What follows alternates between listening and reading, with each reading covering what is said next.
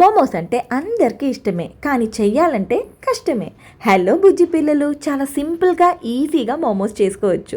First మీకు ఇష్టమైన vegetables wash చేసి కట్ చేసి ఒక 1 మినిట్ జస్ట్ ఫ్రై చేసుకోండి సాల్ట్ వేసి. దాని తర్వాత పిండి కోసం గోధుమ పిండి కొంచెం సాల్ట్ వేసి వాటర్ వేసి డో లాగా ప్రిపేర్ చేసుకోండి. ఇప్పుడు ఈ యొక్క వెజిటేబుల్ మనం కట్ చేసి ఫ్రై చేస్తున్నాం కదా, దాంట్లో కొంచెం పెప్పర్ కూడా యాడ్ చేశాను. దాని తర్వాత దాంట్లో పనీర్ కూడా యాడ్ చేశాను. డోని ఇలా రోటీలాగా చేసి ఇలా మనం ఫిల్లింగ్ మధ్యలో పెట్టి, ఫుల్గా పెట్టొద్దు, కొంచెమే పెట్టండి. దాని తర్వాత ఒక చిన్న చీజ్ పీస్ కూడా పెట్టిన తర్వాత ఇలా రోల్ చేసుకోండి. మీకు షేప్ వస్తే అలా కూడా చేయొచ్చు, ఎక్స్ట్రా పీస్ జస్ట్ తీసేయండి. అంతే, చాలా సింపుల్ అండ్ ఈజీ. మీరు కావాలంటే నాన్ వెజ్తో కూడా చేయొచ్చు.